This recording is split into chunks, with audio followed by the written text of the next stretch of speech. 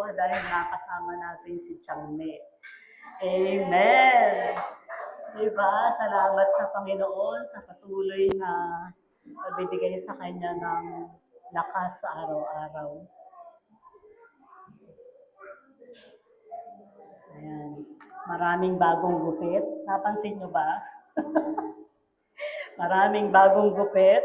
Maraming bagong pakulay ng buhok. Ako hindi pa. Ano pa? At marami nang excited. Amen? Marami nang sumusunod sa kulay. Ang dami nakapula.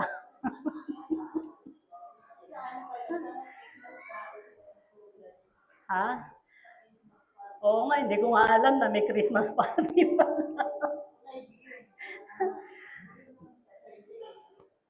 Amen. Pero dapat, tuwing pagtitipon natin sa Lord, ito ay, sabi nga, isang masayang fellowship. Kaya, para nating, pwede na nating i-consider na party. Amen? Sabi nga ng awit, di ba? Araw-araw Pasko, hindi lamang tuwing December 25. Sino ang nabubuhay na araw-araw ay Pasko? Kami lang may Ate Norma. Nadagdagitin na natin. Dapat araw-araw ay Pasko. Kasi nanatili na sa ating buhay ang Panginoong Jesucristo. Amen?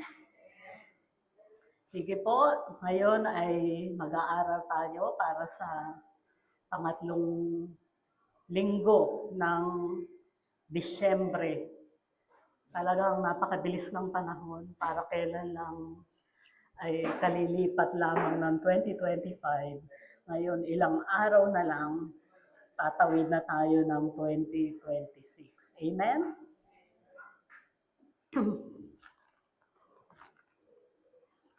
Sana nga, yung birthday ko naging December.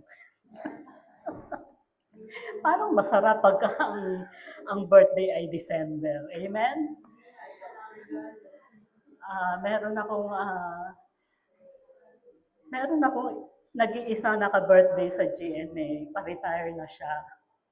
Nagkita kami, sabi ko, solo na lang pala ako mag-birthday dito ng January 6. At babalik na siya ng Sorsogon. Amen. Sabi ko, imbitahan mo naman ako sa resort mo bago ka umalis.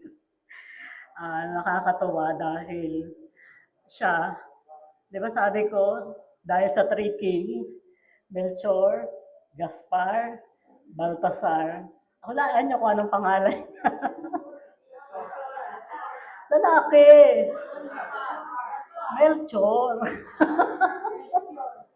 At ang nickname niya ay Choi, di ba? Talagang pagka, sabi nga kung hahanapin mo na maibahagi ang Panginoong Jesus, nasa harap mo lang yan, nasa tabi-tabi mo lang. Kaya nakakatuwa na nagkasalubong lang kayo, ay nabahaginan mo ng salita ng Diyos. Amen? Sige po, tayo ay mag-aaral para sa ating tema. Kasama yan sa Enlarge Our Territory. At for December, ang inaaral natin ay Celebrate Jesus. Hindi lamang, sabi nga siguro yung culmination, ano ba culmination sa Tagalog? Yung pinakakatindihan, tama ba? Pinakakatindihan ng pagdiriwang ay December. Kasi nga, biglang iyon yung sinabi na kanyang kaarawan. O pwede rin sabihin na, kasi katulad ng sinabi ni Pastor Charles, 5 buwan naging mabuti ang ating Panginoon. Kaya yung 5 buwan na yun, karapat-dapat lang maipagdiwang mo yung kabutihan ng Panginoon sa huling buwan ng taon. Amen? Kaya dapat alalahanin natin kahit sa panahon na ang pananaw natin o pagtingin natin hindi mabuti yung sitwasyon, ang Lord mabuti. Pinaparaan ka lamang sa mga sitwasyon na yon dahil may mabuti siyang plano, may para sa mabuti niyang kalooban. Amen? Palakpakan nga natin muli ang Panginoon.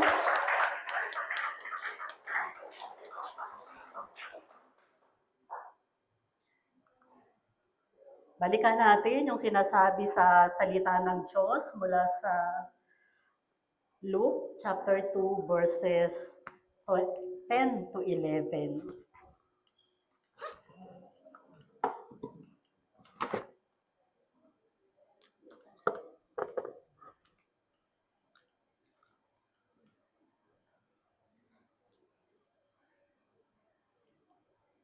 Verse 10, but the angel said to them, do not be afraid.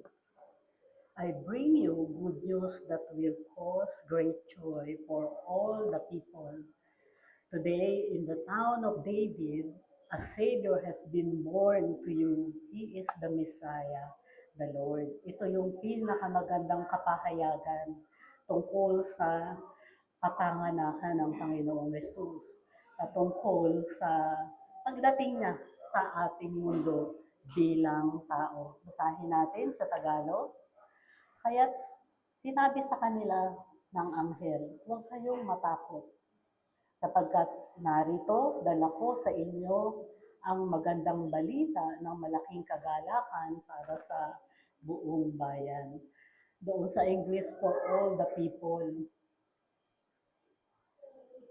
Lahat ng tao sa mundo. Dito naman, buong bayan sa 11, sapagkat ipinanganak sa inyo ngayon sa lungsod ni David ang isang tagapagligtas na siya ang Kristo, ang Panginoon.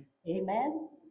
Ito yung katugunan ng Panginoong Jesus at ito yung katugunan ng Panginoong Diyos Ama para sa kanyang mga minamahal na anak. Kaya nga, ang sabi dito, Jesus, the greatest gift of all. Iyan yung nagpapatotoo noong John 3:16. Amen? Na gano'n na lamang ang pag-iibig ng Diyos na ibinigay niya ang kanyang kaisa-isang anak para tayo ay bigyan ng buhay na walang hanggan. Sino dito ang gusto ng regalo? Amen? Ang dami nga dyan, no? Nagkalat na yung mga regalo. Mamaya, hintayin nyo kung maaabutan kayo. Amen?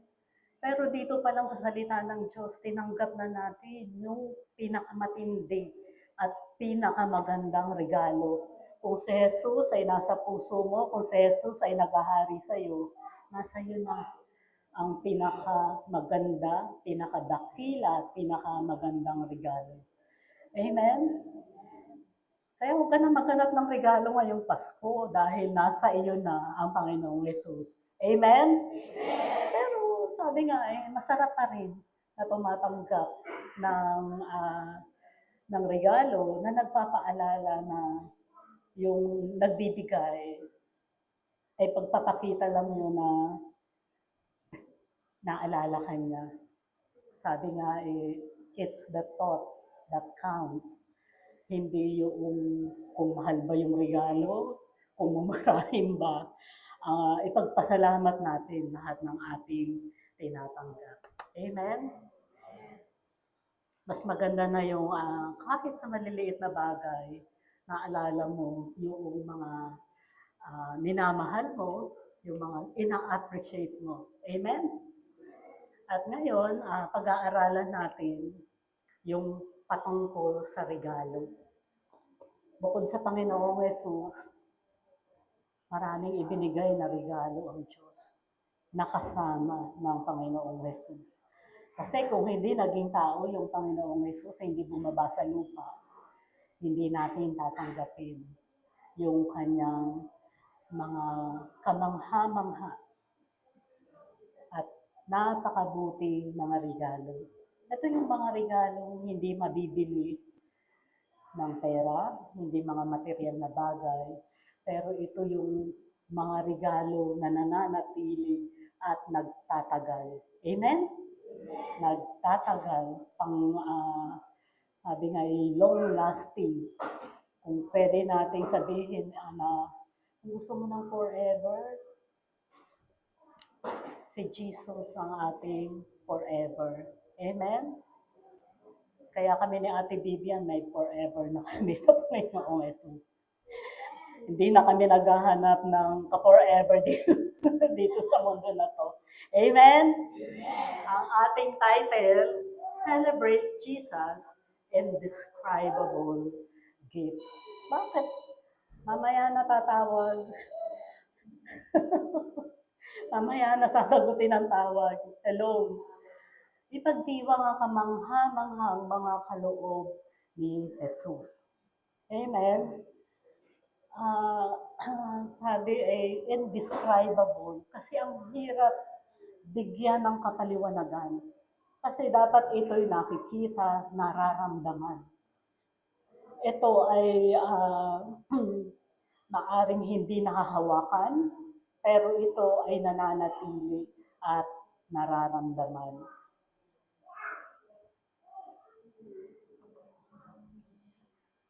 In 2 Corinthians 9:15, ito yung maliwanag na sinasabi, thanks be to God for His indescribable gift.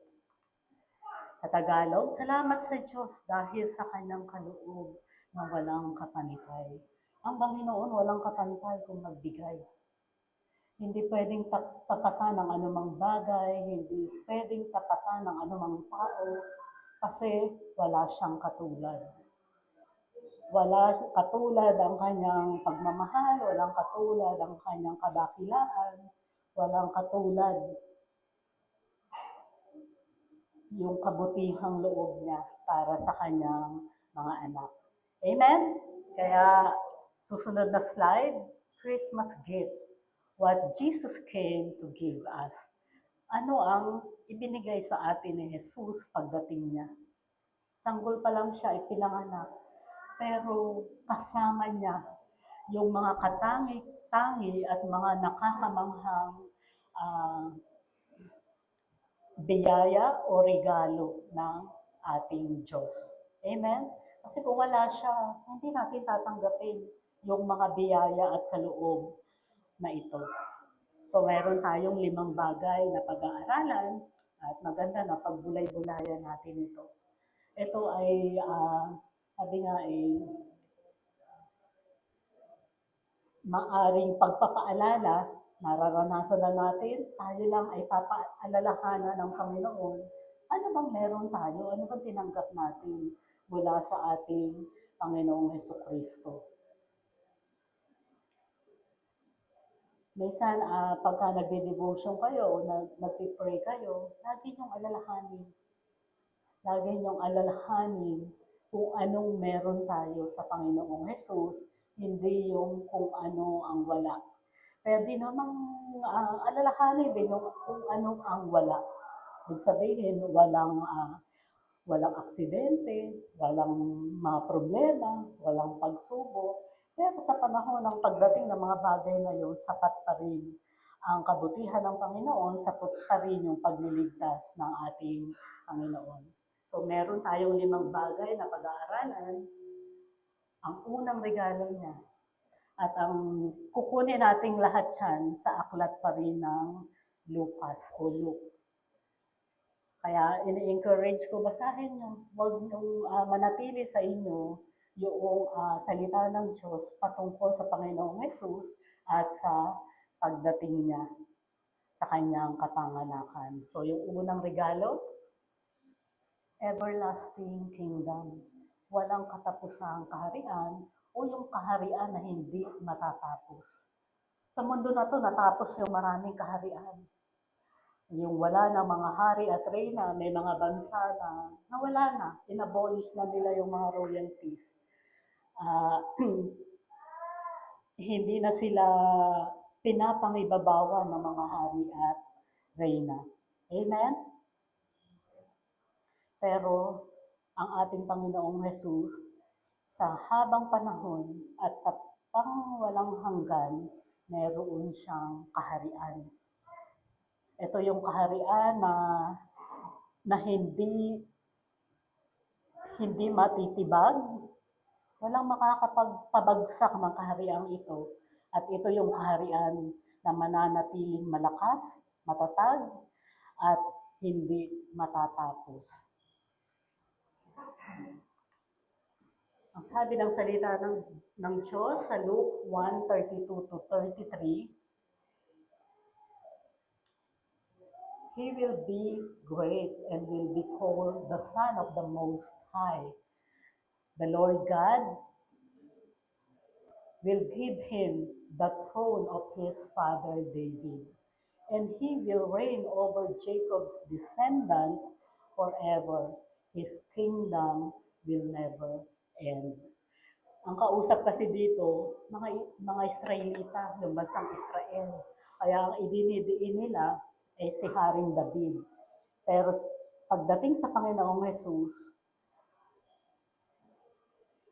yung lahat ng kaharian ay pinag-isa na. Lahat ng mga mananampalataya, lahat ng iglesia ay nakapaloob na sa isang kaharian. At iyan ay paghaharian at pinaghaharian ng ating Panginoong Hesukristo. Sa Tagalog, siya'y magiging dakila at tatawaging anak ng kataas-taasan.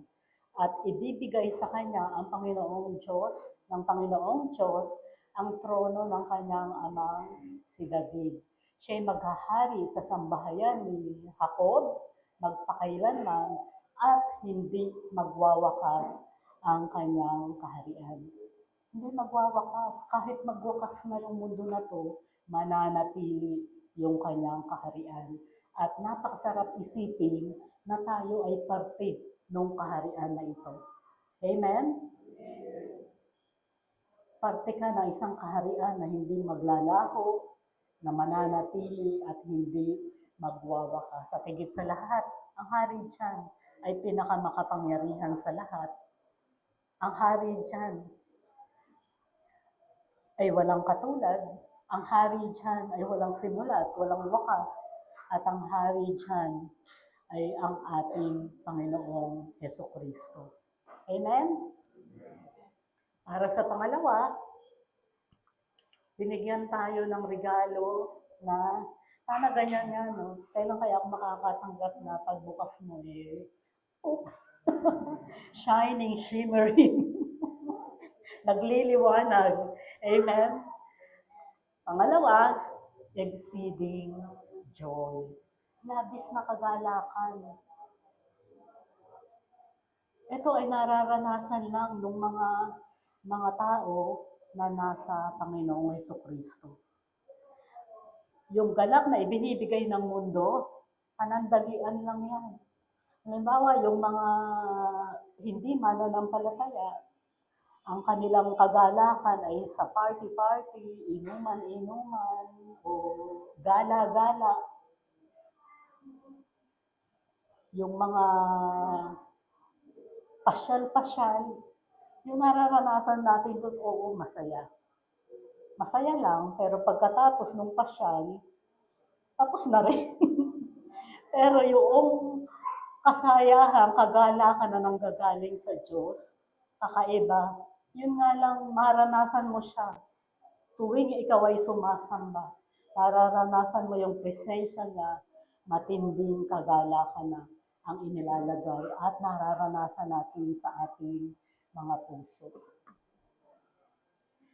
So, iyan yung pangalawang E. Pansinin nyo yung mga E na nasa unahan.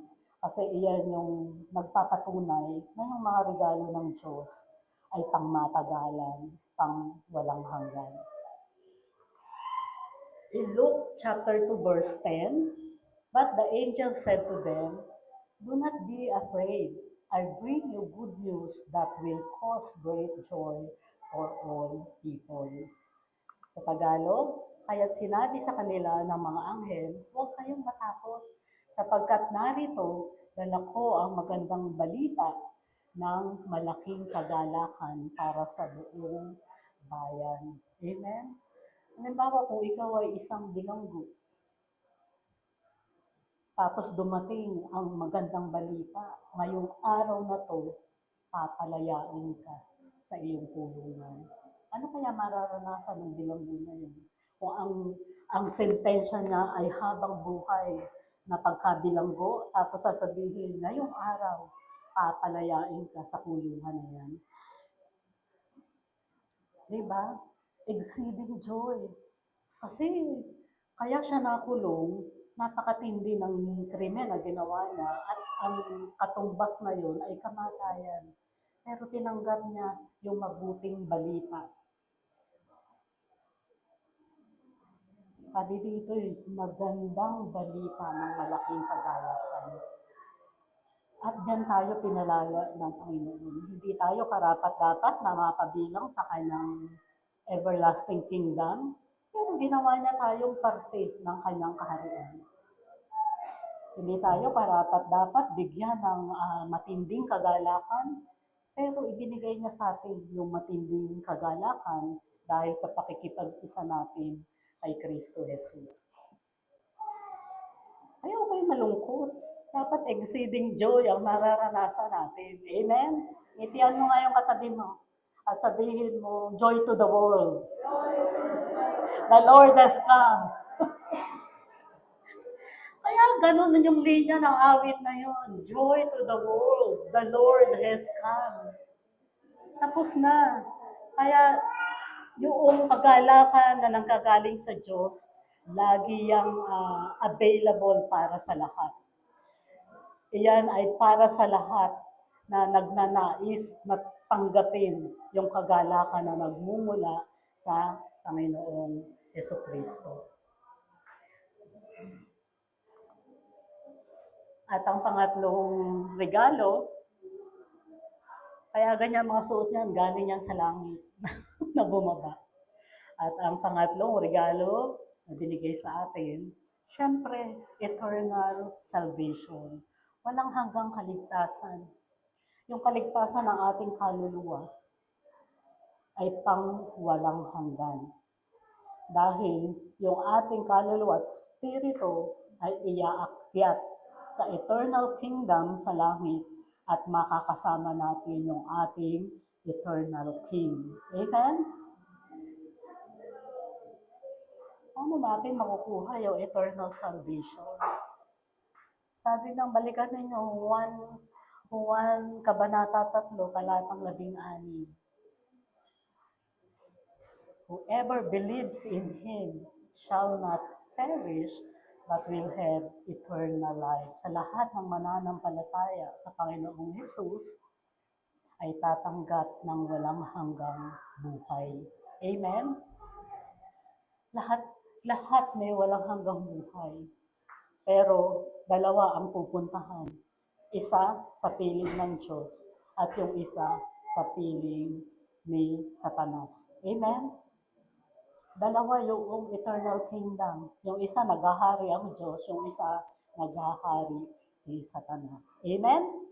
Pero tayo, nandoon tayo sa walang hanggang kaligtasan na matatamo natin sa kaharian ng Diyos sa langit.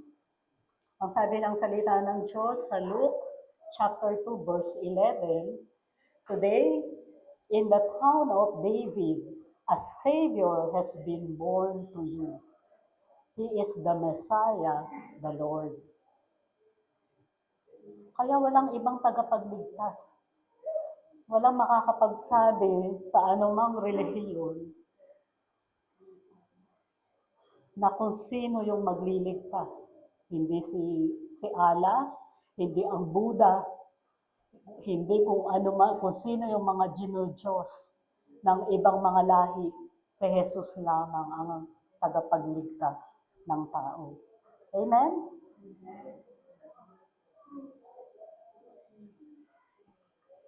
Sa Tagalog, sapagkat ipinanganak sa inyo ngayon sa lungsod ni David ang isang tagapagligtas na siya ang Kristo, ang Panginoon. Muli, pag sinabing Christ, siya yung Lord and Savior. Amen? Amen? Amen. Parang malungkot kayo. Maganda yung ibinibigay na mensahe ng Panginoon. Maganda yung mga regalo na sinasabi ng Panginoon. Hindi ba? Dapat tayong magalak. Dahil meron tayong buhay na walang hanggan sa langit. Meron tayong buhay na walang hanggan, nakasama natin ang Diyos, nakikita natin siya mukha sa mukha. Ako excited na. Sabi ko, Lord, matitingnan kaya kita? Kasi nung umakyat si Juan sa langit, hindi niya kayang tingnan. Dahil sa sobrang kaningningan ng Panginoon, silaw na silaw siya. Hindi niya kayang tingnan. Sinubukan niyo na ba na katanghali ang tapat, tumingala ka sa araw at nakipagtitigang ka sa araw? Hindi niyo sinubukan? Subukan niyo mamaya. Hindi niyo kakayanin. At ang epekto nun, pagkatapos mo, sabihin lang mga 5 minutes lang, tititig kang gano'n sa araw ng tanghaling tapat. Pagkatapos nun, ang sakit ng mata nyo at parang nang lalabo ang paningin nyo. Ibig sabihin, ako lang sumubok nun. Dapat ano rin kayo, mga adventurer, mga explorer. Amen? Kaya tandaan natin, napakaganda ng inihandang buhay sa atin ng ating Panginoon na hinihintay natin na para sa kanyang pagbabalik dahil doon magkakaroon ng kaganapan.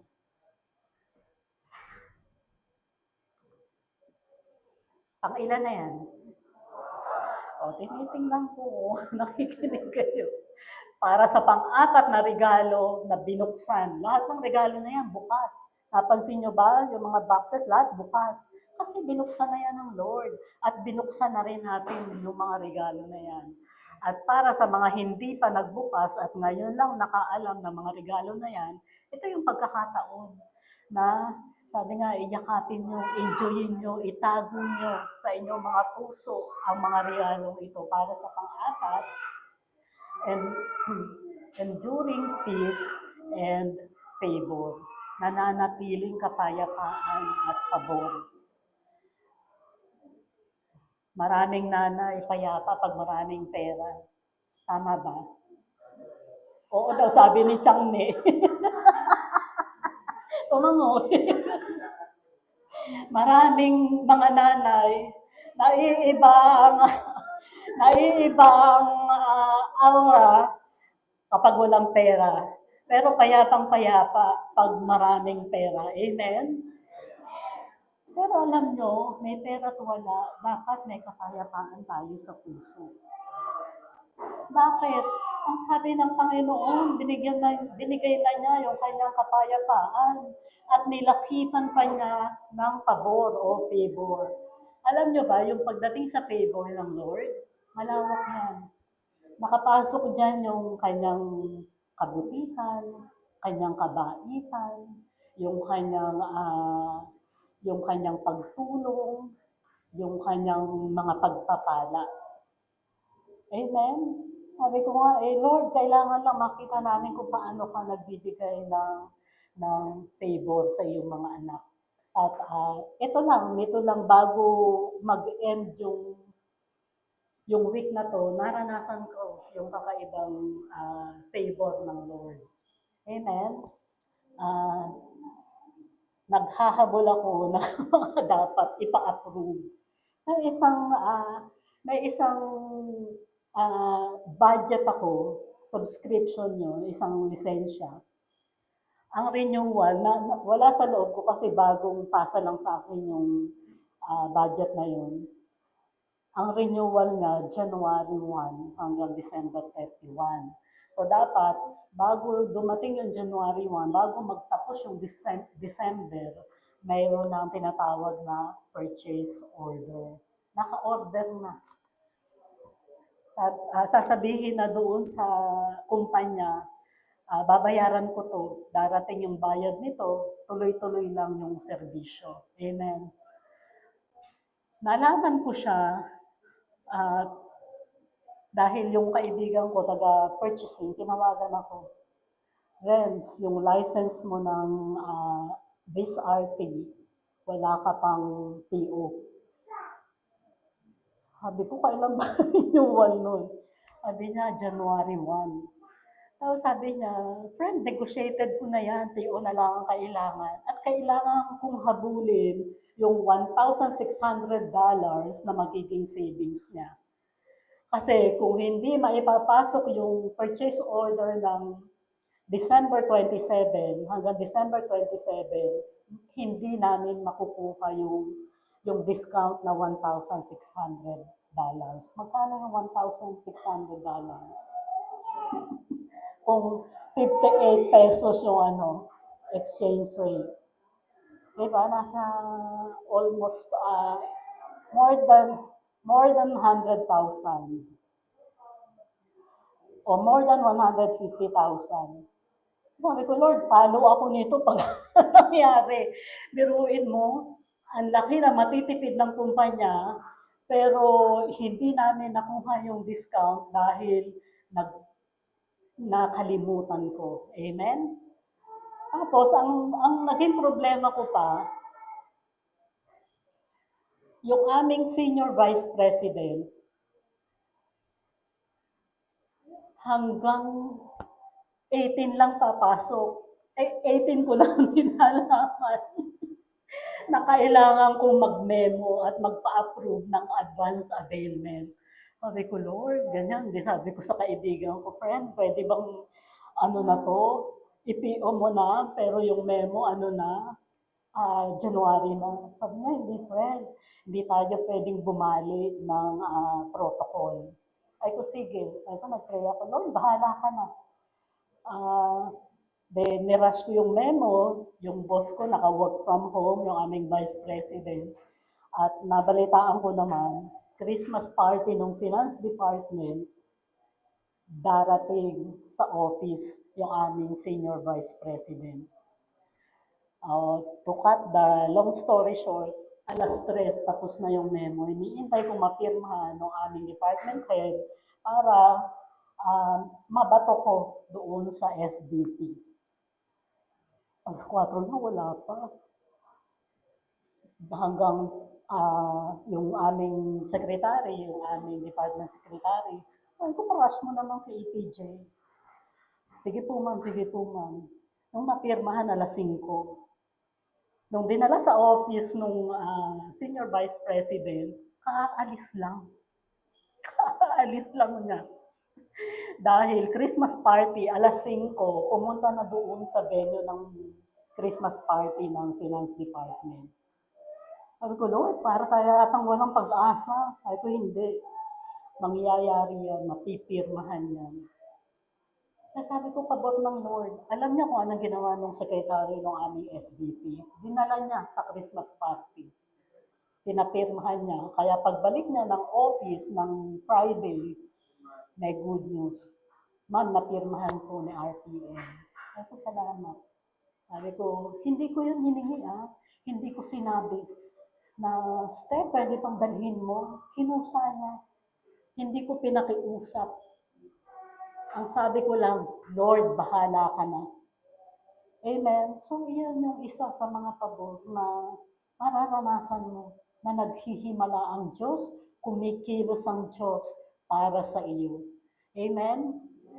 Kaya nakahinga ko ng maluwag nung Biyernes kasi nga lumabas yung approved memo at lumabas na yung purchase order. Tapos nung inakyat ko doon sa kaibigan ko, yung head ng purchasing department, sabi niya, okay, sabi ko, friend, ayan na, malinis na.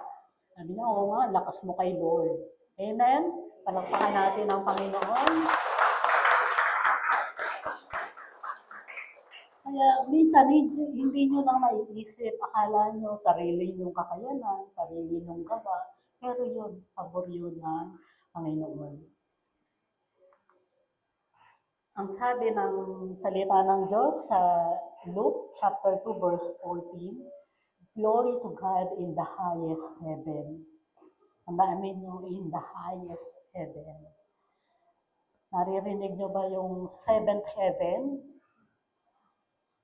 Yung first heaven, yung ating sky. Yung second heaven, yung atmosphere. Yung third heaven, yung nasaan yung mga planeta. At meron pang mas malayo pa rin na hindi kayang abutin ng tao.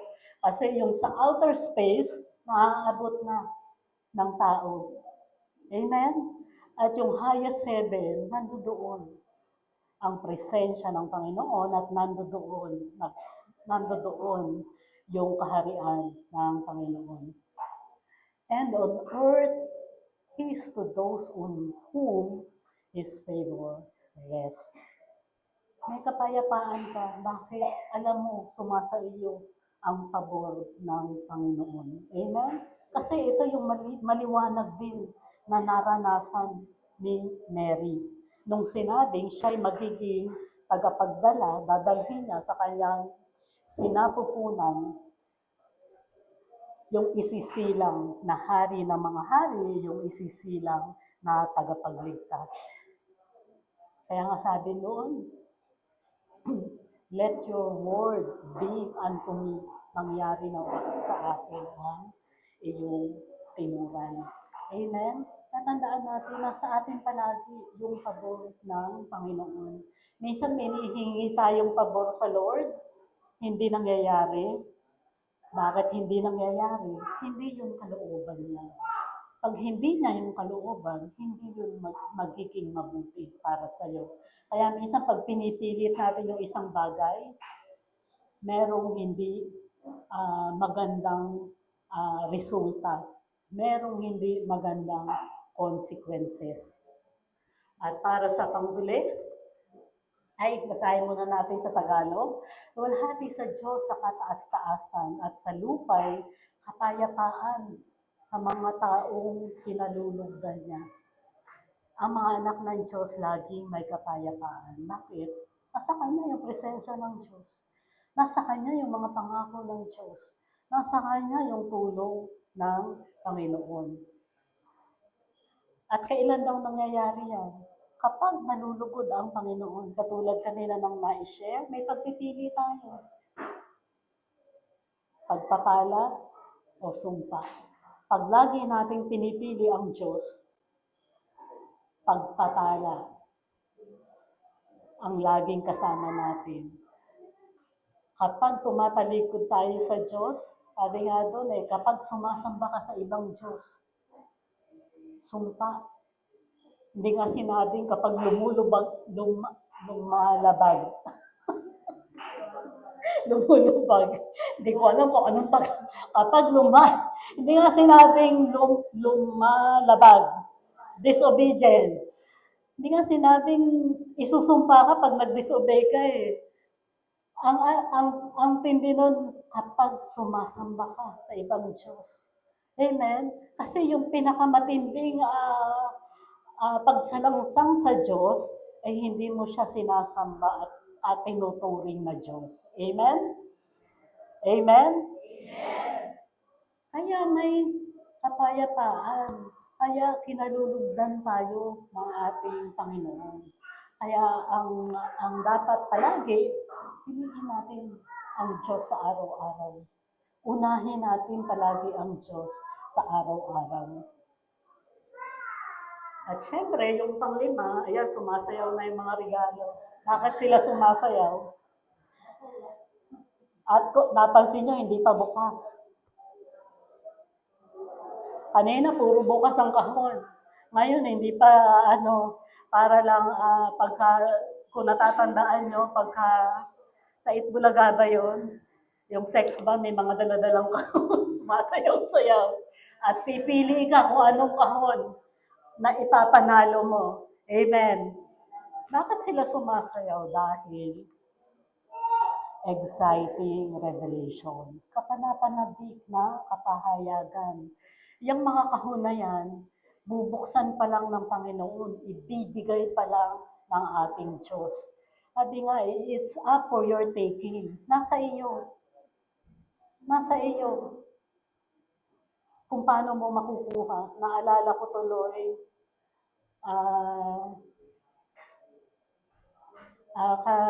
habang nag-aaral ako, sabi ko, Lord, kailan namin makukuha yung mga exciting revelation? Nasa sa atin kung paano natin makakamtan, makukuha yung mga regalong yan. Para din lang tuwing Christmas Eve, Naalala ko si Ate Tita, nagpapaagaw siya ng barya. Dati mga pinakamalaki nun, 5 piso. May 10 piso na ba naman? 10 piso yata ang pinakamalaki ng barya. Ngayon, 20 na. Kaya nga yung, may nakita ko sa social media, bumili ng maliliit na plastic. Yung mga resealable na plastic, minsan nilalagyan nyo ng alahas eh. Bumili siya ng maliliit na plastic na ganyan na resealable at nilagyan niya ng mga 20 pesos. Dati kasi yung mga bigayan lang 20-20. Sabi ko ah, bakit, anong gusto kong ipunto dyan? Nasa atin kung paano natin makukuha yan. Pag nagpapaagaw ng pera, may masigasig, may matindi, may buwis buhay, may buwis buhay. Yung iba naman, paupo-upo lang sa tabi, kung ano lang ang tumapat sa kanya, yun lang ang kanyang dadamputin. Ano ang punto doon? Nandyan yung biyaya, isasabog. Nasa iyo kung ano ang makukuha mo. Kung tatamad-tamad ka at hindi ka dadampot, hindi mo makukuha yung maraming isasabog na biyaya ng Panginoon. Ganito rin dito, maraming ibibigay na regalo ang Panginoon na hindi pa natin alam, nasa atin kung paano natin siya tatanggapin. Ngayon kasi hindi na ako, dati buwis buhay din ako kasi matindi rin ang pangailang baon sa school. Kasi elementary pa lang ako, tradisyon na niya yun. Ngayon si Ate Tessie na nag, nagpapaagaw ng barya. Kasi hindi na pwede. Pagka ako'y natabig ng mga buwis sa buhay at mabali ang buto ko, hindi na siya magre-repair. Iyon yung isang problema ko sa buto kapag ako'y napilayan, nadulas, o hindi na siya magsi-self-heal. Kasi meron tayong self-healing na tinatawag, pero dahil mahina na ang buto ko, hindi na siya gumagawa ng calcium, hindi na siya magre-repair. Kaya tandaan natin, may exciting revelation, may mga exciting na regalo na ibibigay ng Diyos. At ito hindi mabibili ng pera. Ito yung mga regalo na hindi kayang tumbasan ng anumang bagay na ating kayang isipin, na ating kayang gawin. Amen? O kaya katulad ng regalo na yan, na excited na mabuksan sila, dapat excited rin tayo na kunin yung ibibigay na regalo ng Panginoon. Amen? At iyan yung naranasan ng mga pastol. Sabi sa Luke chapter 2, verses 17 to 18, when they had seen him, they spread the word concerning what had been told about this child. And all who heard it were amazed at what the shepherds said to them. Ibibigay ng Diyos, magbibigay ang Diyos ng mga karunungan, na mga kagilagilalas na kaalaman patungkol sa Kanya at sa buhay nito. At yung malaman mo, yung nga namang malaman mo na mahal ka ng Diyos at walang pwedeng umagaw ng pagmamahal na yun, kagilagilalas na, yun na ay amazing gift ng Panginoon. Amen?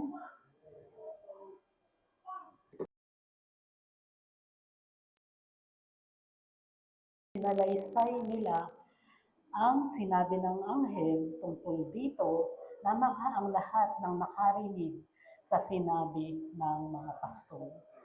Yung mabuting balita, yung magandang balita na inihayag ng mga pastol ay nagdala ng pagkamangha doon sa nakarinig ng magandang balita na yun. Amen? Kasi yun binubuksan ng Lord. para sa lahat ng kanyang pinipili. Amen? Kaya tulungan natin yung mga tao na yun na mabuksan yung pinakadakilang regalo. Walang iba kundi ang ating Panginoong Yesus. Muli, i-recap natin yung ating 5 pinag-aralan tungkol sa mga biyaya o kaloob o regalo ng Diyos na kasama niya na tinanggap natin nung siya ay ipinanganak. Una, everlasting kingdom. Walang katapusan o hindi magwawakas na kaharian. Pangalawa, exceeding joy, labis na kagalakan. Ito yung hindi panandalian, ito'y pangmatagalang kagalakan na nananatili sa puso. Dahil may kagalakan, may salvation, may kaligtasan, yung walang hanggang buhay na meron tayo sa langit. At pang-apat, enduring peace and favor, nananatiling kapayapaan at pabor. At yung pang-5, exciting revelation, kapanapanabik na kapahayagan. Kaya mga kapatid, yung 5 ito nasa sa inyo. 5 ito nasa sa ating lahat. Kaya sabi nga itago natin ito sa ating mga puso. Katulad ng ginawa ni Mary. She pondered it in her heart. Sabi niya, itinago niya sa kanyang puso at pinagbulay-bulayan niya yung mangyayari sa kanya. At tayo tumanggap ng lahat ng ito. At dapat din, itago natin sa ating mga puso at pagbulay-bulayan natin palagi. At hindi lang bubulayin, ipagpapasalamat natin sa ating Panginoong Diyos. At dito na ako magtatapos. Sabi dito, Jesus really is the best gift ever. Kaya kung may ibibigay kang regalo ngayong Pasko, ipahayag mo yung greatest gift of all. Pahayag natin yung perfect and best gift of all. Yung matanggap nila, yung Panginoong Jesucristo, yung matanggap nila, yung salita ng Diyos na nagbibigay ng kaligtasan. Amen? At ito, ang tandaan natin, last slide na to, ang sabi dito, inabati ko na kayo ng Merry Christmas. Batiin nyo rin yung katabi nyo. Yung malambing na pagbati, yung with feelings, yung masayang pagbati. Merry Christmas! At nais kong iwanan, ito ay hulaan nyo kung saan galing yung linya na yan. May the spirit of Christmas be always in our hearts. Amen? O, alam nyo, napakaganda ng mensahe nung awit na yun. Christmas in our hearts. Nasa puso mo na yan eh. So, hindi lang mangyayari yan tuwing December. May the spirit of Christmas be always. Palagi nananatili sa ating puso. At sino ba yung spirit of Christmas? Walang iba, kundi ang ating Panginoong Jesus. Amen? Amen? Ilang tulog na lang? Hindi kabisado, 4. Mukhang tulog kayo Ilang araw na lang? 4 days na lang, Pasko na. Pero sa atin, araw-araw Pasko. Palakpakan natin ang Panginoon. Hallelujah, hallelujah. Sige po, ngayon ay dadako tayo para sa tithes and offering.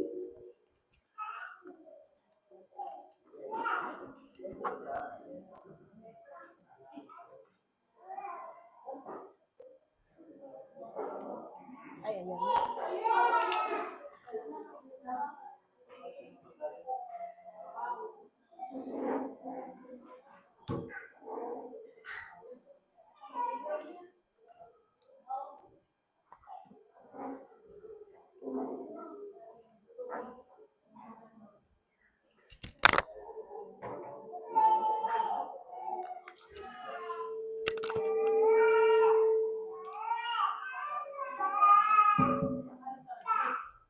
Blessed morning po ulit sa lahat. Ay, excited na yung bata na yun. Sige po, basahin po muna natin ulit yung Malakay 3:10. Dalhin ninyo ang buong ikasampung bahagi sa kamali upang magkaroon ng pagkain sa aking bahay. At sa gayon, subukin ninyo ako ngayon, sabi ng Panginoon ng mga hukbo. Tingnan ninyo kung hindi ko bubuksan para sa inyo ang mga bintana ng langit at ibubuhos ko sa inyo isang pagpapala na walang sapat na kalalagyan. I-relate ko din po dito yung yung binanggit ko na verse kanina, PA, yung Deuteronomy 11 verse 26 po. Yung pinapabili po tayo ng Lord kung anong gusto natin, kung pagpapala po ba o santa. Sige, di ba po, mas maganda kung ang pipiliin po natin yung pagpapala. Ayaw naman po siguro natin na masumpatay ng Panginoon sa hindi natin pagsunod sa Kanya. So, ang kailangan naman po natin gawin, ibigay po natin ng 10% na binibigay ng 100% sa ating ng Lord. Dito po ang konti na naman yung 10% na binibigay ay bibigay natin para sa Kanya. Una po ay hindi naman dapat labag sa loob natin yung pagbibigay. Kasi nga, gaya ng sinabi ko kanina, si Lord nagbibigay ng 100% sa atin. Hindi tayo pinagkukulang ng Panginoon kahit na anong mangyari sa atin. Magte-testimony na po ako siguro. Kasi kung alam niyo po si Kevin, nag-resign.